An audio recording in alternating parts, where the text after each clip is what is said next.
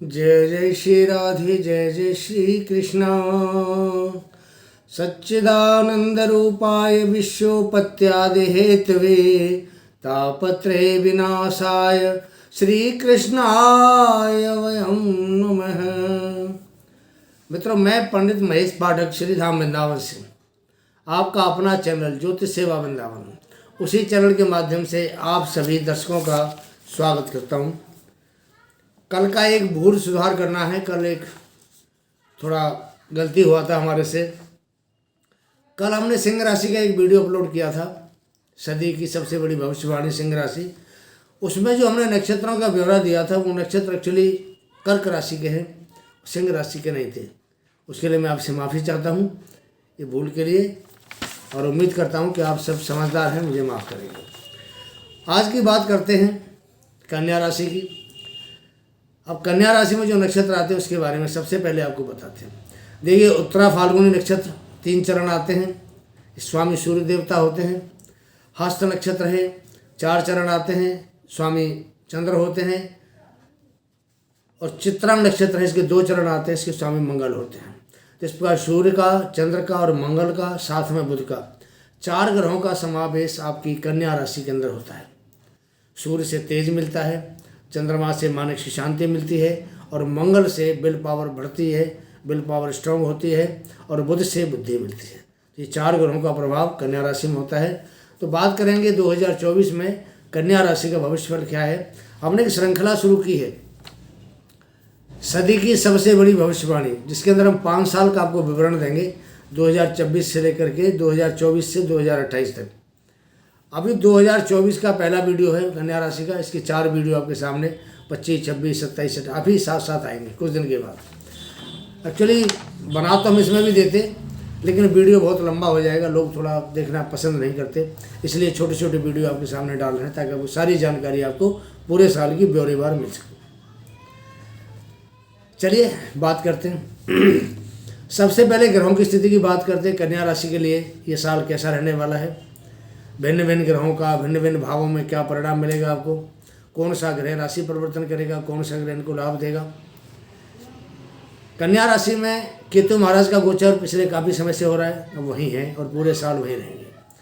उसके बाद शनि महाराज 6ठे भाव में बैठे हैं, स्वग्रही बन के काफ़ी समय से बैठे हैं और आगे भी वहीं रहेंगे पूरा साल। राहु भी 7वें भाव में गोचर कर रहा है, मीन राशि में। गुरु महाराज का जो गोचर है वो 8वें भाव में हो रहा है। तो मोस्टली हम ये 4 ग्रहों की बात करते हैं कि 4 ग्रह सबसे ज़्यादा इफेक्ट डालते हैं किसी कुंडली के लिए, किसी गोचर के लिए। कारण क्या है कि ये जो 4 ग्रह हैं, राहु, केतु, शनि और गुरु, ये कुंडली में काफ़ी लंबे समय तक एक भाव में बैठते हैं। शनि की बात करते हैं 2.5 साल बैठते हैं, राहु की बात करते हैं 1.5 साल बैठते हैं, केतु 1.5 साल बैठते हैं, बृहस्पति 12 महीने बैठते हैं। तो ये जो ग्रह हैं, जितने देर कोई ग्रह किसी भाव में बैठेगा, तो उस भाव संबंधित या जो ग्रह है उस ग्रह का कार तत्व क्या है, उस कार तत्व से संबंधित उसका परिणाम आपको अच्छा या बुरा उसी इतने ही दिन मिलेगा। इसलिए ज़्यादातर जो हम प्रोग्राम देते हैं वो जो ग्रह लंबे समय तक एक भाव में बैठने वाले होते हैं उसके लिए देते हैं। तो यहाँ भी आपको उसी प्रकार बताएंगे। यहाँ कोई ग्रह बदलने वाला नहीं है सिवाय बृहस्पति के। बृहस्पति 1 मई को स्थान परिवर्तन करेंगे, और वो 1 मई को स्थान परिवर्तन करके आपके भाग्य भाव के अंदर वृष राशि में गोचर करेंगे। सॉरी, चलिए शुभारंभ करते हैं। देखिए, 7 जनवरी से 1 फरवरी तक जो राशि के स्वामी बुध हैं वो आपके 4थे भाव में रहेंगे। तो 4थे भाव में आपके भौतिक सुखों को बढ़ाएंगे, 4थे भाव में आपको जमीन जायदाद का लाभ कराएंगे, माता का सुख प्रदान करेंगे। और जितने भी एक भौतिक सुख की जो चीज़ें होती हैं, कि बुध वैसे ही बहुत बुद्धिमत्ता के जो चतुर हैं, बुद्धिमत्ता के कारक माने जाते हैं, तो 4थे भाव में जो उनका गोचर होता है तो 4थे भाव के कारक भी बनते हैं।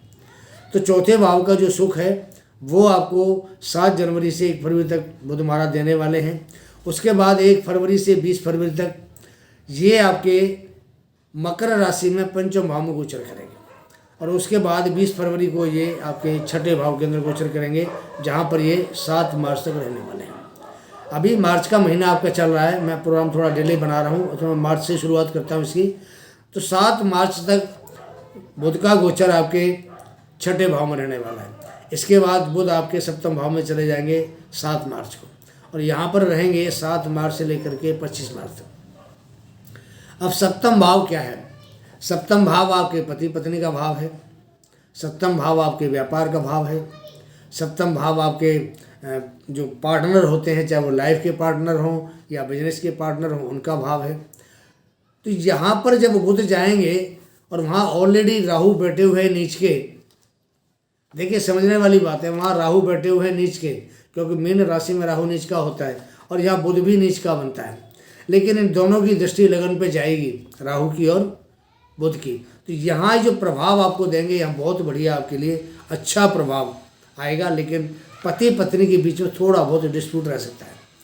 बाकी व्यापार के मामले में ये समय आपके लिए बहुत अच्छा रहने वाला है 7 मार्च से 25 मार्च का।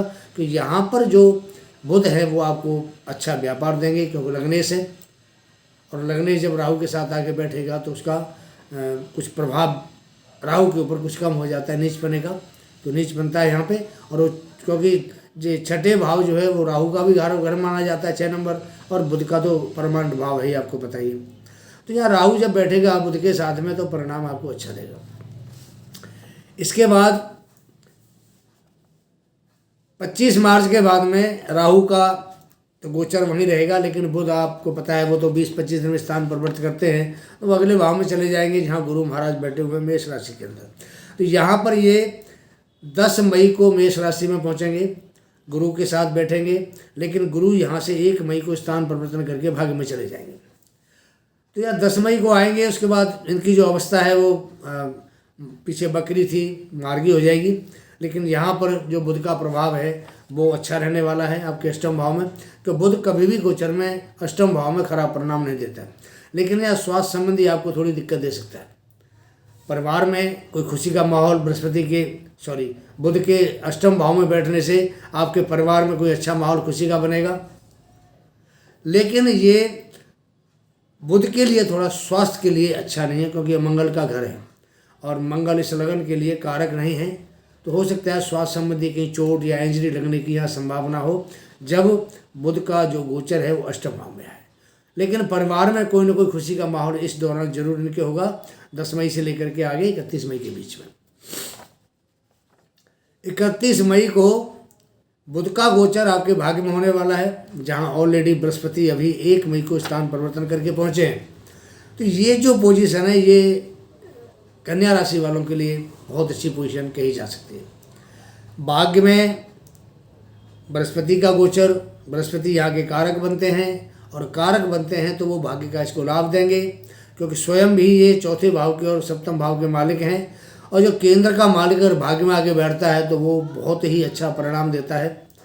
हालांकि ये कर्क राशि के लिए बृहस्पति बहुत ज़्यादा कारक नहीं होते, इनको केंद्र का दोष लगता है, लेकिन फिर भी गुरु अगर अपने भाव में आके बैठता है कारक भाव में तो अच्छा प्रभाव देने का वहाँ ये कोशिश करता है। लेकिन जहाँ जहाँ बृहस्पति की दृष्टि जाती है उन स्थानों पे अमृत की वर्षा करके उन भावों को शुभ करते हैं, और उन भावों से जहाँ बृहस्पति की दृष्टि होती है हमें शुभ प्रभाव प्राप्त होता है। तो कहने का मतलब ये है कि बृहस्पति का जो गोचर है भाग्य में जब होगा तो इनकी दृष्टि, पहली दृष्टि इनकी लगन के ऊपर जाएगी 5वीं, दूसरी दृष्टि इनके तीसरे भाव पे जाएगी, और जो आखिरी तीसरी 9वीं दृष्टि है इनके पंचम भाव पे जाएगी। अब लगन पे दृष्टि जाने का मतलब है बृहस्पति की आपके व्यक्तित्व में निखार आएगा, पर्सनैलिटी में एक बढ़िया एक ओज आएगा, ज्ञान का बुद्धि का प्रकाश फैलेगा, तो लोग आपसे थोड़े से इम्प्रेस होंगे, समाज में आपका मान सम्मान बढ़ेगा, दबदबा बढ़ेगा। और जब भाग्य में बृहस्पति बैठता है तो आपके बिगड़े हुए कामों को बनाता है, भाग्य आपको सपोर्ट करता है। आप कोई भी काम करते हैं, आपको प्रोफेशन कोई भी है, लेकिन बृहस्पति जैसा ग्रह अगर आपके भाग्य में गोचर करके आया है तो वो आपको 100% आपको लाभ देने की पोजीशन में होता है। तो यहाँ से बृहस्पति की दृष्टि आपके तीसरे भाव पर जाती है।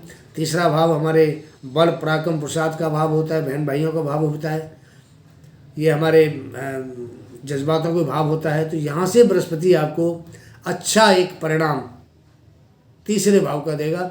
आपकी जो हिम्मत है बरकरार रहेगी, पावर बढ़ी रहेगी, पुरुषार्थ में कोई कमी नहीं आएगी। बहन भाइयों के साथ भी आपके संबंध अच्छे होंगे। बृहस्पति की जो 9वीं दृष्टि है वो आपके पंचम भाव पे आती है। अब पंचम भाव से हम क्या क्या विचार करते हैं?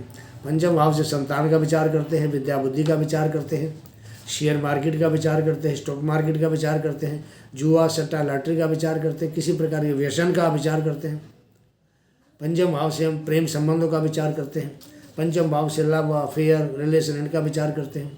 तो जब बृहस्पति की दृष्टि यहाँ आएगी तो पंचम भाव के भी ये कारक होते हैं, और कारक की दृष्टि अगर कारक भाव पे आती है तो वहाँ पर बैठ करके आपको ये हर तरीके का बृहस्पति यहाँ से लाभ देने की कोशिश करेगा। प्रेम संबंधों में सुधार आएगा, आपके लव रिलेशन में सुधार आएगा। संतान अगर आप प्लानिंग करके बैठे संतान की, तो आपने संतान 1 मई के बाद अपना प्लानिंग करिए, बहुत बढ़िया रहेगा आपके लिए। पुत्र संतान प्राप्त होगी आपको 1 मई के बाद अगर आप प्लानिंग करते हो। पंचम भाव हाई लेवल की जो एजुकेशन होती है, इसको उच्च शिक्षा कहा जाता है, उसका भाव होता है। तो ऐसे जो जातक हैं जो उच्च शिक्षा प्राप्त करना चाहते हैं, उनके लिए बहुत अच्छा 1 साल का मौका है। तो बृहस्पति पूरे 12 साल के बाद कन्या राशि के भाग्य में गोचर कर रहे हैं। ये 12 साल के बाद उनको मौका मिला है, बहुत अच्छी पोजीशन है इसके लिए। हाई लेवल की जो एजुकेशन है, यहाँ बृहस्पति की दृष्टि पूरे साल रहेगी। आपने किसी अच्छी यूनिवर्सिटी में एडमिशन लेना है तो एडमिशन मिलेगा। आप किसी प्रकार का एग्ज़ाम, किसी प्रकार के इंटरव्यू, किसी प्रकार की प्रतिस्पर्धा आप और उसमें पार्टिसिपेट करते हैं तो आपको बृहस्पति के द्वारा लाभ प्राप्त होगा।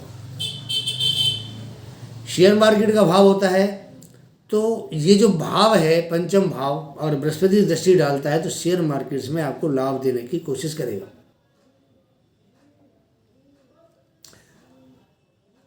यहाँ से और बुध के बारे में बात करते हैं तो बुध 9 मई से 10 अप्रैल तक मीन राशि में सप्तम में बकरी अवस्था में थे, तो वहाँ आएंगे। उसके बाद फिर वो मेष में चले जाएंगे।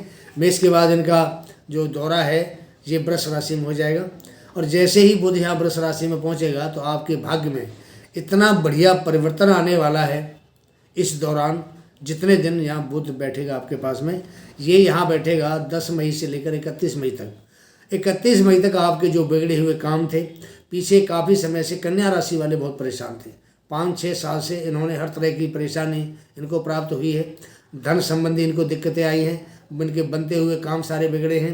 विवाह शादी में इनको दिक्कत आई है, पढ़ाई जो ये कर रहे थे उसमें इनको दिक्कत आई है, जो व्यापारी कर रहे थे व्यापार में इनको दिक्कत आई है, हर प्रकार की परेशानी। क्योंकि शनि 7.5 में था पीछे 2019, 20, 21, 22, 23, तो 7.5 की वजह से तो ये कन्या राशि वालों को बढ़िया प्रभाव पीछे कई सालों से नहीं मिला है। तो जैसे ही बुध भाग्य में आके बैठेंगे ये 10 मई से और 31 मई तक अच्छा परिणाम आपको यहाँ देंगे। आगे 14 जून तक ये यहाँ रहेंगे बुध महाराज, 31 मई से और 14 जून तक। उसके बाद मिथुन में इनका गोचर होगा, और मिथुन में जैसे इनका गोचर होगा, मिथुन भाव होता है आपके कैरियर का, आपके व्यापार का, तो यहाँ बैठ करके आपके कर्म को बढ़ाएगा। क्योंकि लगन का स्वामी स्वयं अपनी ही राशि में बैठा हुआ है, तो यहाँ बैठकर ये पंच महापुरुष योग बनाता है, और ये योग आपके लिए बहुत शानदार रहने वाला है। बुध का जो योग है जो अपनी ही राशि में बना रहे हैं, ये बहुत बढ़िया योग होता है। तो इस योग की बदौलत आपका व्यापार, आपका कारोबार बहुत बढ़िया यहाँ चलेगा। यहाँ से दृष्टि डालेंगे चतुर्थ भाव पे, तो चतुर्थ भाव संबंधी जो सुख, भौतिक सुख, माँ का प्यार, वाहन, मकान, भूमि, इन सब का सुख आपको प्राप्त होगा। उसके बाद जब ये कर्क राशि में जाएंगे 29 जून को, तो आपको आपके प्रोफेशन से लाभ देना शुरू करेंगे। आपका जो कारोबार बढ़ा, आपको जो भी आप काम करते हैं, काम में आपको तरक्की मिली, उस काम से आपको यहाँ बुध देवता लाभ देंगे। अब बात करते हैं थोड़ी सी शनि महाराज की। देखिए, शनि कर्क लगन के लिए कारक ग्रह है, पंचमेश बनता है, 6ठे भाव में गोचर कर रहा है। 6ठा भाव हमारी सर्विस का भाव होता है, 6ठा भाव हमारे दुश्मनों का है, 6ठा भाव ऋण का है, 6ठा भाव रोग का है। तो यहाँ शनि महाराज स्वयं अपनी ही राशि में बैठे हुए। शनि जैसा ग्रह जब अपने घर में बैठता है और कारक बना हुआ है ये कर्क लगन के लिए, छठे भाव में कारक बनता है ये, तो बहुत बढ़िया प्रभाव ये कन्या राशि वालों को देगा। जो भी जातक अगर किसी प्रकार से बैंकों से संबंध रखते हैं, बैंकों में काम करते हैं, या बैंक में कोई अकाउंट्स का काम करते हैं, कोई सीए का काम करते हैं, या किसी बड़ी कंपनी में आप ऑडिट का काम करते हैं, तो ऐसे लोगों के लिए शनि बहुत ही अच्छा रहे। शनि कर्म का स्वामी है और कर्म का स्वामी छठे भाव में बैठा हुआ। छठा भाव नौकरी का भाव होता है, हमारी सर्विस का भाव होता है। आपको उस प्रोफेशन में बहुत बढ़िया लाभ देगा। जो लोग शनि से संबंधित कोई काम करते हैं, पेट्रोकेमिकल का काम करते हैं या मटेरियल सप्लाई का काम करते हैं, जो बिल्डिंग मटेरियल होते हैं उनका, या प्रॉपर्टीज़ का काम करते हैं, कमीशन एजेंट का काम करते हैं, रियल एस्टेट का काम करते हैं, लोहे से संबंधित आपका कोई व्यापार है, कोई आइटम बनाते हैं, मैन्युफैक्चरिंग करते हैं, सप्लाई करते हैं, ट्रेडिंग का काम करते हैं, तो ये शनि आपके लिए इतना बढ़िया प्रभाव देने के लिए यहाँ छठे भाव में बैठा है कि ये अभी कम से कम मार्च अप्रैल 2025 तक यहीं रहेंगे। तो ये मार्च 2025 तक आपको हर प्रकार के कार्य से लाभ देंगे। आप माइंस का काम करते हैं उसमें लाभ देंगे, रियल एस्टेट का काम करते हैं उसमें आपको लाभ देंगे, बैंकिंग में काम करते हैं उसको आप लाभ देंगे। क्योंकि बुध के जो जातक होते हैं ज़्यादातर वकील भी देखे गए हैं, बुध के जो प्रधान जातकों के जज भी देखे गए हैं, टीचर भी देखे गए हैं, प्रोफेसर भी देखे गए हैं, और ऐसे जो लोग हैं बड़े व्यापारी भी देखे गए हैं। क्योंकि बुध एक बहुत ही बुद्धिमान ग्रह है, खास करके व्यापार के मामले में, और ये वाणी का बहुत अच्छा कारक होता है बुध। तो बुध का दसम भाव का अपना घर और कन्या राशि इनकी, ये दो भाव इसके अपने भाव हैं। तो इन दोनों भावों से संबंधित आपको बढ़िया परिणाम शनि के द्वारा भी प्राप्त होंगे और बुध के द्वारा भी प्राप्त होंगे। क्योंकि बुध जैसे ही भाग्य में गोचर करेगा, दसम भाव में गोचर करेगा, लाभ भाव में गोचर करेगा, और इसके बाद ये कन्या राशि में गोचर में आएगा, तो इन भावों के अंदर बैठ करके आपको बहुत अच्छा प्रभाव देगा। वाणी मधुर होगी, आपका कोई काम बिगड़ेगा नहीं, आप जिससे भी बात करेंगे सलीके से बात करेंगे। तो केतु आपके लगन में बैठा हुआ है, और केतु हमेशा जब लगन में बैठता है तो वो अपने बारे में आपको बार बार सोचने के लिए विवश करता है कि मुझे किस तरह लोगों के साथ बर्ताव करना चाहिए, मैं अपने काम धंधा, अपने व्यापार, अपना धन या अपना सुख कैसे ज़्यादा प्राप्त करूं। तो ये केतु जो बैठा है ये ऐसी सोच बनाएगा। तो यहाँ बुध आपके लिए बहुत बढ़िया प्रभाव लेके आएगा। भाग्य का गोचर, दसम भाव का गोचर या एकादश भाव का गोचर या कन्या राशि का बुध का गोचर बहुत ही शानदार रहने वाला है। बुध जब कन्या राशि में होंगे तो कन्या राशि के बाद में ये आएंगे कन्या राशि में आपके 23 सितंबर को, और 23 सितंबर से लेकर के यहाँ रहेंगे 10 अक्टूबर तक के, और 10 अक्टूबर को बुध का जो गोचर है वो आपके धन भाव में हो जाएगा। अब धन भाव में बैठेंगे, मित्र राशि है। पहली बात तो इनकी वाणी शुभ हो जाएगी, परिवार में सबके साथ मेलजोल बनेगा, परिवार में कोई खुशियों का माहौल बनेगा, परिवार में धन की आवक बढ़ेगी, काम धंधा बढ़ेगा, व्यापार बढ़ेगा। तो बुध का जो गोचर है ये बहुत ही अच्छा इस कन्या राशि वालों के लिए रहने वाला है। और यहाँ बृहस्पति भी बहुत बढ़िया इनको पूरे साल लाभ देंगे, और शनि का तो कहना ही क्या है, वो तो उनको देना ही देना है शनि ने। तो राहु का प्रभाव भी अच्छा रहेगा, क्योंकि राहु मीन राशि में बैठा है, और मीन राशि केंद्र में राहु अच्छा प्रभाव देता है, खराब नहीं देता है। मीन राशि गुरु की राशि, और गुरु से राहु थोड़ा प्रेशराइज होकर दबता है, तो यहाँ प्रभाव बढ़िया अच्छा देगा वो। हालांकि साइड इफेक्ट थोड़ा दे सकता है, पति पत्नी में मनमुटाव दे सकता है, कोई थोड़ा बहुत वाद विवाद दे सकता है, लेकिन बिजनेस व्यापार के मामले में राहु बहुत अच्छा है। तो मित्रों, ये 2024 का एक छोटा सा विशेषण आपके लिए बताया। प्रोग्राम कैसा लगता है इसके बारे में अपनी राय दें, कुछ उपाय भी आपको बताते हैं। तो कई बार क्या होता है कि आपका बुध कुंडली में जब आपका जन्म होता है तो जन्म समय कुंडली में बुध की स्थिति बढ़िया नहीं होती है, या बृहस्पति ठीक नहीं होता, या शनि बढ़िया नहीं होता। तो उसमें क्या होता है कि जब गोचर में कोई ग्रह आता है तो वो आपको ज़्यादा लाभ नहीं दे पाता है। फिर लोग कहते हैं कि भाई आप तो ऐसे ही बता रहे थे और ये तो ऐसे कैसे हो गया। भैया ऐसा होता है, जब कुंडली जन्म के समय की जो बनती है वो उस समय के ग्रहों की स्थिति का एक नक्शा होता है, और वो नक्शा हमें प्राप्त होता है। तो उस नक्शा के अकॉर्डिंग ही हम किसी का फलादेश कर पाते हैं कि इसका समय कैसा रहेगा, कब। इसके बाद महादशा होती है और अंतर्दशा होती है।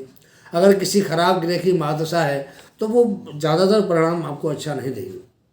कुछ बीच में सही दे सकती है, वो ग्रहों की स्थिति पर निर्भर करता है कि कहाँ सही देगी, कहाँ खराब देगी।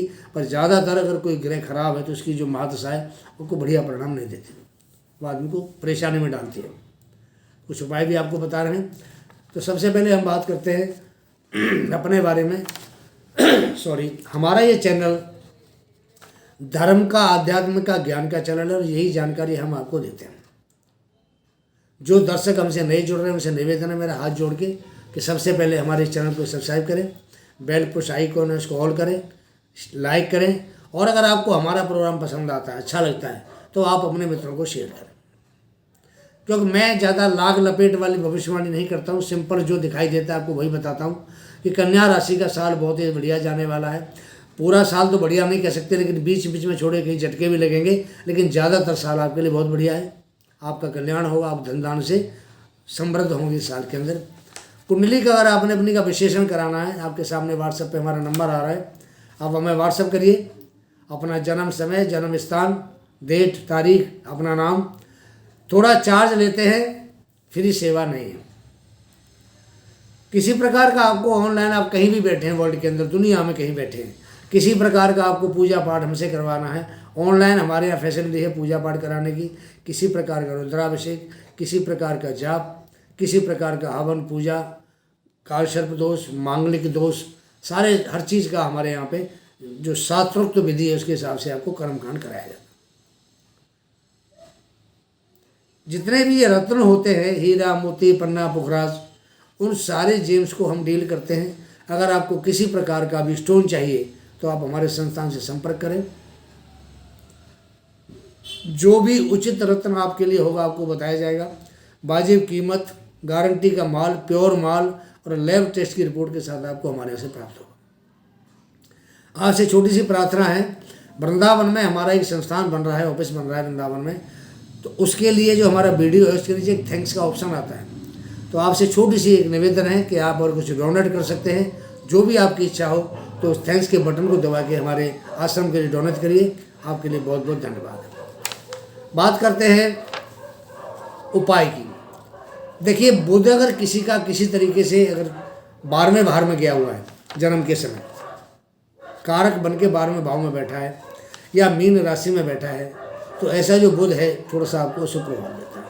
या राहु के साथ जन्म के समय बैठा है तो अशुभ प्रभाव देता है। तो राहु के साथ बुध बैठता है तो जड़ता योग कहते हैं, जड़ता योग मिलता है। तो उसी पोजीशन में आपको बुध का उपाय बताते हैं। सबसे बढ़िया उपाय बुध का, किसी भी बुधवार के दिन हरे कपड़े और कम से कम 11 हरी चूड़ी और कुछ उसमें दक्षिणा एक थैली में रख के और बुधवार को हिजड़े को दान करें, उससे आशीर्वाद लें। आपका बुध शुभ होना शुरू हो जाएगा। तोता जो होता है आपने देखा होगा, तो बहुत से लोग रोड पर तोता बेचते हुए आपको दिखाई दे जाते, पिंजरे के अंदर बंद होता है वो। आप उस तोते वाले को उसकी कीमत अदा करें और उस तोते को उस पिंजरे में से आज़ाद करा दें, आपका बुध शुभ हो जाएगा। हरी चीज़ का दान कर सकते हैं, उससे भी बुध शुभ होता है। हरी मूंग की दाल से दान करिए, हरा चारा दान करिए, उससे बुध शुभ होता है। आपके घर आपकी कोई बुआ, आपकी कोई बेटी, आपकी कोई बहन अगर अपने ससुराल से आपके घर आती है, हंस के उसका स्वागत करें, और जब वो विदा होके आपके घर से जाए तो उसको साथ में कुछ मिष्ठान आप अवश्य देंगे। मिष्ठान दे के विदा करेंगे तो आपका बुध शुभ प्रभाव देगा। ये छोटे से कुछ उपाय आप अगर फॉलो करते हैं तो आपको आपकी कुंडली में अगर बुध अशुभ प्रभाव में है तो आपको अच्छा प्रभाव देगा। हम लाग लपेट वाला भविष्य फल आपको नहीं बताते, सिंपल जो बताते हुए कौन सा ग्रह गोचर करके आपको क्या देगा, सिर्फ वही भविष्यवाणी हम लोग करते हैं। और ये भी सब ग्रहों के जो चाल है, ग्रहों की जो गति है, उसके ऊपर आधारित होती है। सबके लिए एक जैसी नहीं हो सकती, या सबको ये गोचर जो हम बता रहे हैं ये सबके ऊपर लागू भी नहीं होता, क्योंकि सब जो जितने भी कुंडली होती है, हर कुंडली में ग्रहों की स्थिति अलग अलग होती है और सबका बुध खराब नहीं होता है। तो इसलिए अगर आपकी कुंडली में कोई दिक्कत आ रही है तो आप हमसे संपर्क कर सकते हैं, उपाय आप फॉलो कर सकते हैं। उपाय आपको बता दिए हैं। ये प्रोग्राम आज कन्या राशि के यही है। इसके बाद हम इसका प्रोग्राम बनाएंगे 2025 का, 26 का, 27 का और 28 का। स्टेप बाय स्टेप आपको मिलेगा। तब तक के लिए आज्ञा दीजिए। जय जय श्री राधे, जय जय श्री कृष्णा।